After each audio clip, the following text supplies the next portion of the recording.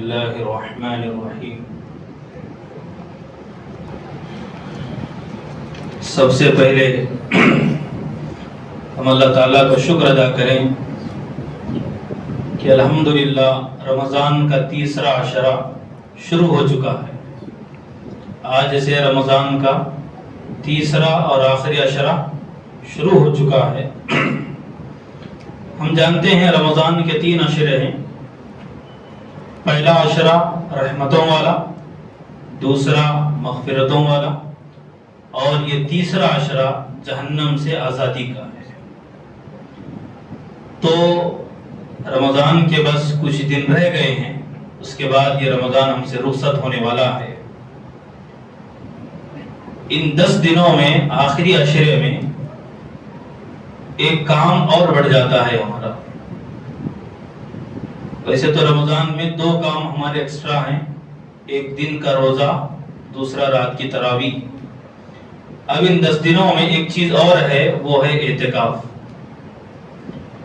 اعتکاف کی فضیلت احادیث میں آئی ہے، قرآن مجید میں بھی اعتکاف کا اللہ نے تذکرہ فرمایا ہے۔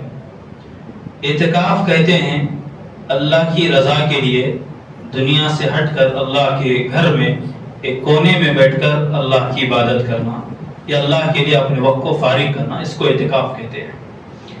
یہ جو رمضان کے آخری عشرے کا اعتکاف ہے، یہ اعتکاف سنت اعتکاف ہے۔ اعتکاف کی 3 قسمیں ہیں، ایک اعتکاف واجب ہے، ایک اعتکاف سنت ہے، ایک اعتکاف نفل ہے۔ یہ جو آخر کے 10 عشرے کا یعنی آخر 10 دنوں کا جو اعتکاف ہے، یہ سنت اعتکاف ہے۔ نبی اکرم صلی اللہ علیہ وسلم پابندی کے ساتھ اس پورے 10 دنوں کا اعتکاف فرماتے تھے۔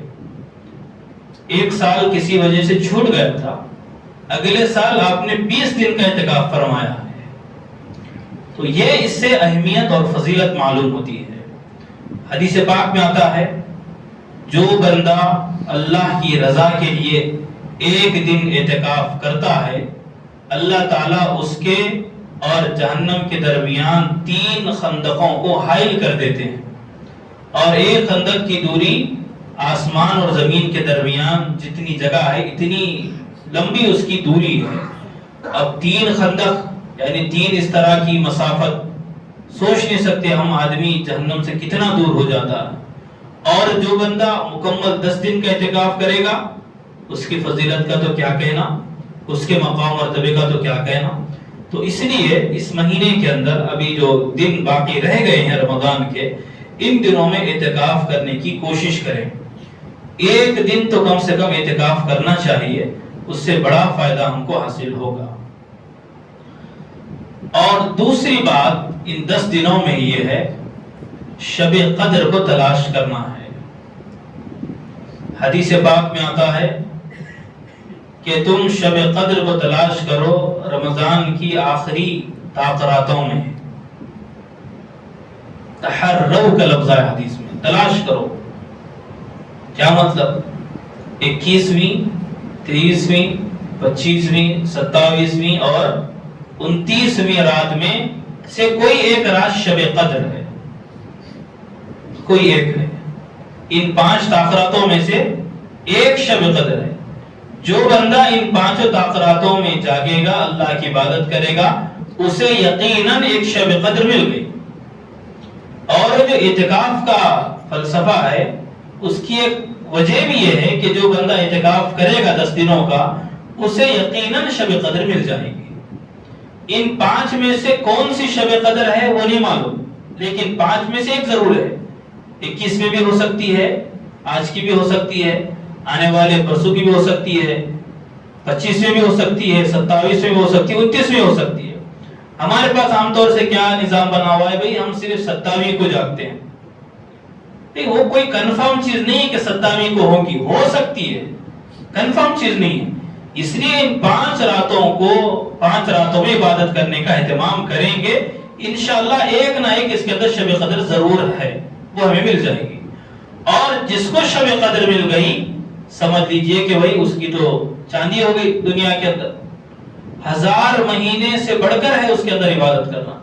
ابھی ہم نے تلاوت کی سورۃ القدر کی، وہی سورہ قدر، شب قدر کے بارے میں مختصر سے 3 لائن کی سورت ہے. اِنَّا أَنزَلْنَاهُ فِي لَيْلَةِ الْقَدْرِ، اللہ کا ارشاد ہے ہم نے اس قرآن کو لیلۃ القدر میں نازل کیا. وَمَا أَدْرَاكَ مَا لَيْلَةُ الْقَدْرِ، جانتے ہو لیلۃ القدر کس کو کہتے ہیں؟ تنزل الملائکۃ والروح فیہ، لیلۃ القدر خیر من الف شہر، لیلۃ القدر وہ رات ہے جو 1000 مہینے سے افضل ہے. اس میں کیا ہوتا ہے؟ تنزل الملائکۃ والروح فیہا باذن ربہم، اس رات میں جبریل امین فرشتوں کے لشکر کے ساتھ اترتے ہیں. کب تک نظام رہتا ہے؟ یہ فجر تک نظام رہتا ہے. سلام یہ حتی مطلع الفجر، فجر کے طلوع ہونے تک تمام فرشتے زمین پہ رہتے ہیں. تو یہ اس رات کی فضیلت ہے. تو کوشش اس بات کی ہمیں کرنا چاہیے، جو 5 راتیں ہیں تاخراتیں ہیں، ان راتوں میں عبادت کرنے کی کوشش کریں. انشاءاللہ ایک ہمیں شب قدر ضرور مل جائے گی. اب سوال یہ ہے کہ بھئی شب قدر میں کرنے کا کوئی خاص کام، کوئی خاص عبادت ہے یا نہیں ہے؟ اس کا جواب یہ ہے، حدیث پاک سے ہمیں بات ملتی ہے. حضرت عائشہ رضی اللہ عنہا نے، ان سے مروی ہے روایت، وہ فرماتی ہے نبی اکرم صلی اللہ علیہ وسلم نے فرمایا جب شب قدر ہو تو تم یہ دعا کرو. وہ دعا کیا ہے؟ اللہم انک عفو تحب العفو فاعف عنی. اس دعا کا اہتمام ہمیں شب قدر میں کرنا ہے. اس دعا کا مطلب کیا ہے؟ اللہم انک عفو، اے اللہ آپ معاف کرنے والے ہیں. تحب العفو، معاف کرنے کو، درگزر کرنے کو آپ پسند فرماتے ہیں. فاعف عنی، تو آپ مجھے معاف فرما دیجئے، میری مغفرت فرما دیجئے. تو یہ اس دعا کا اہتمام ہمیں کرنا چاہیے 5 راتوں میں، کیونکہ کوئی یقینی بات نہیں کہ کون سی شب قدر. ایک ضرور ہے، 5 راتوں میں اس کو پڑھنے کا اہتمام کریں گے تو وہ فضیلت ہمیں حاصل ہو جائے گی. تو یہ ان راتوں کے تعلق سے بات. اور آخری بات ان راتوں کے تعلق سے یہ ہے کہ بھائی اگر ہمارا اگر مسئلہ یہ ہے کہ صرف رات جاگنا ہمارا مقصد ہے تو پھر اس پر کوئی ثواب نہیں. رات جاگنا اللہ کی عبادت میں ہے، یہ اس کی طرف سے، اللہ کی طرف سے ثواب ہے.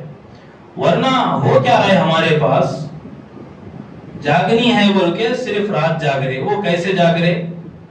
پورا کھانے پینے میں اپنے اوقات کو ضائع کر رہے. دوسری بات کھیل کود میں. آج ایک عجیب حماقت شروع ہو گئی ہے بھائی. یہ باتیں اگر ممبر سے ہم نہیں بولیں گے تو پھر کہاں سے باتیں آئیں گی؟ جو برائیاں معاشرے میں ہے اس کو بتانا پڑے گا بھائی.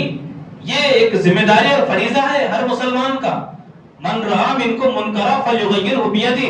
حضور پاک کا ارشاد ہے صلی اللہ علیہ وسلم، اگر کوئی برائی تم دیکھو ہاتھ سے روکو جا کر. اگر تمہارے پاس دم ہے ہاتھ سے روکو جا کر. طاقت ہے تمہارے پاس ہاتھ سے روکو. فَإِن لَمْ يَسْتَطِعْ فَبِلِسَانِهِ، ہاتھ سے روکنے کی صلاحیت نہیں ہے، زبان سے روکو اس چیز کو، اس برائی کو روکو.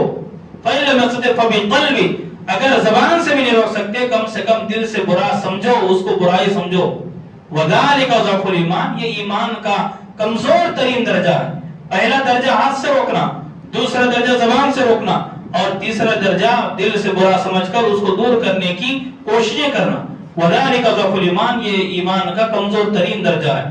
تو یہ بات ایسی نہیں ہے جو برائی ہوگی اس کو بیان کیا جائے گا. جو برائیاں ہوں گی، جو گناہ کے کام ہوں گے وہ بتایا جائے گا کہ بھئی یہ نہیں کرو. آج جاگنی کے نام پر، تاخرات کے نام پر ایک عجیب ماحول بنے ہوا ہے، عجیب حماقت بنی ہوئی ہے کہ بھئی لوگ کیا ہے بھئی کرکٹ کھیل رہے ہیں. کہاں پر کھیل رہے ہیں کرکٹ؟ جہاں سے لوگ گزرتے ہیں راستے میں کرکٹ چل رہا ہے. جہاں جانے کا راستہ ہے وہاں پر کرکٹ چل رہا ہے. بھئی آنے والوں کا خیال ہے نہ جانے والوں کا خیال ہے. ہم اپنے اخلاق سے کیا ثابت کر رہے ہیں بھئی؟ یہ ایمان ہے، یہ اسلام کی تعلیمات ہے. ارے اسلام کی تعلیمات تو یہ ہے، حضور پاک صلی اللہ علیہ وسلم کا ارشاد ہے کہ مومن تو وہ ہے جس کے ہاتھ سے، جس کی زبان سے دوسرے لوگ محفوظ رہیں. یہ ایمان کا تقاضا اور اسلام کی تعلیمات ہے. آج ہم جاگنے کے نام پر اور اس طرح کی چیزیں کر رہے ہیں، اس کی اجازت شریعت میں نہیں ہو سکتی. بھائی واقعی ہم کو جاگنا ہے. جاگنی کس لیے ہے؟ کھیل تماشے کے لیے ہے جاگنی؟ کیا کرنے کے لیے؟ یہ جاگنی ہے بھائی اپنی آخرت کو بنانے کے لیے ہے، اپنی آخرت کو سنوارنے کے لیے. اللہ نے قیمتی موقع دیا ہے، اس قیمتی موقع پر بھی ہم نے کھیل کود تماشا بنا لیا. اس سے پہلے بھی تفسیر میں بات آئی تھی, اللہ نے وہی واضح طور سے چیلنج کیا, افحسبتم انما خلقناکم عبثا, تم نے سمجھ کیا لیا ہے, ہم نے بیکار تمہیں پیدا کیا ہے, کھلواڑ کے لیے پیدا کیا ہے, یوں ہی خامخواہ ہم نے تم نے پیدا کیا ہے, وَأَنَّكُمْ إِلَيْنَا لَا تُرْجَعُونَ, تمہارے دماغ میں کیا ہے کہ ہمارے پاس تم لوٹ کر نہیں آؤ گے, کیا یہ سوچ رہے ہو تم؟ اللہ نے ایسا ڈرانے والے انداز میں پوچھا. قرآن مجید پڑھیں گے تو اس سے ہدایت ملے گی نا. صرف قرآن مجید ہم برکت کی کتاب سمجھ کر ایسے ہی اس کو سال میں ایک مرتبہ پڑھیں گے یا صرف برکتاً اس کو پڑھا کریں گے تو کیسے ہوگا؟ یہ ہدایت کی کتاب ہے. تو میری گزارش ہے میرے نوجوانوں سے, بھائی جوانی ہے تمہاری, یہ تو جوانی جو ہے نا, تمہارا ایک دیوانہ پن ہے نا, یہ جو تمہاری طاقت اور تمہاری انرجی ہے نا, یہ اللہ کے لیے لگے, دین کے لیے لگے, دین کے خلاف نہ لگے, تمہاری آخرت کو بنانے کے لیے لگے, آخرت کو بگاڑنے کے لیے لگے. کھیلنا کودنا منع نہیں ہے, ہر ایک کا ایک وقت اور جگہ ہوتی ہے. یہاں ہم کھیلنے سے منع نہیں کرے بھائی, آدمی چاہے جو بھی کھیل سکتا ہے, شریعت کے دائرے میں جس کی اجازت شریعت دیتی ہے وہ چیزیں آدمی کھیل سکتا ہے, کود سکتا ہے, وہ سب چیزیں ہیں. لیکن ایسی مقدس راتوں میں جہاں ہمیں عبادت کرنے کا حکم دیا گیا, وہاں ہم یہ سمجھ رہے ہیں کہ رات جاگنا مقصد ہے اور یہ تمام بیکار کاموں میں اپنے راتوں کو گزاریں گے, تو یہ اس کا اچھا فائدہ ہونے والا نہیں ہے. ایک تو بات یہ ہے کہ وہی لوگوں کو اس سے نقصان ہوتا ہے, لوگوں کو تکلیف ہوتی ہے. دوسری بات, ہم اپنے آخرت تباہ کر رہے ہیں. اللہ نے موقع دیا آخرت کو بنانے کا اور ہم خامخواہ کی چیزوں میں پڑھ کر آخرت کو برباد کر رہے ہیں. عجیب ہی حماقت نہیں تو اور کیا. تو یہ خیال رکھیں, اگر جاگنا ہے تو عبادت کے اندر, ان تمام چیزوں کے اندر, اگر نہیں بھائی ہم کو جاگنا تو ہم جا کر اگر سو جائیں گے انشاءاللہ تب بھی ہم کو جاگنے کا ثواب ملے گا, کیونکہ ہم نے عشاء کی نماز جماعت کے ساتھ پڑھی, پھر سحری میں اٹھیں گے, تہجد پڑھیں گے, پھر فجر کی نماز پڑھیں گے, تو رات جاگنے کا ثواب مل جائے گا ہمیں. صرف جاگنا مقصد نہیں ہے, یہ اللہ کی عبادت میں جاگنا مقصد ہے. اگر کوئی نہیں جاگ سکتا تو بھائی ٹھیک ہے, 2 رکعت نماز پڑھ کے اللہ سے دعا کر کے سو جائے. اللہ کی ذات سے پوری امید ہے کہ اسے اس رات میں عبادت کرنے کا, شب قدر میں عبادت کرنے کا ثواب مل جائے گا. تو یہ اس چیز کو خاص کر اپنے ذہنوں میں رکھنے کی کوشش کریں. کیا من عمل صالحا فلنفسه ومن اساء فعليها, جو کوئی اچھائی کرے گا اس کا بدلہ اسی کو ملے گا, اور جو برائی کرے گا اس کی سزا بھی اسی کو ملے گی. وما ربك بظلام للعبید, اللہ رتی برابر اپنے بندوں کے ساتھ ظلم کرنے والا نہیں ہے. یہ ہماری عبادت کا ثواب اللہ کو نہیں ملنے والا, ہم گناہ کریں گے اس کا وبال کسی اور کو نہیں ملنے والا, ہم نیکی کریں گے اس کا ثواب ہمیں ہی ملے گا, ہم برائی کریں گے اس کا وبال ہمیں ہی ملے گا. تو ضرورت اس بات کی ہے کہ زیادہ سے زیادہ نیکیاں کرنے کی ہم کوشش کریں. رمضان کے مقدس دن چل رہے ہیں, اس کے اندر بھرپور اللہ کی عبادت کرنے کا اہتمام اور کوشش کریں. اللہ سے دعا ہے اللہ ہمیں شب قدر ضرور نصیب فرمائیں, اور ان راتوں کو غنیمت سمجھ کر اس کے اندر عبادت میں راتوں کو گزارنے کی توفیق عطا فرمائیں, اور دنیا بھر کی دوسری چیزوں سے اللہ ہماری حفاظت فرمائے. وآخر دعوانا الحمدللہ رب العالمین.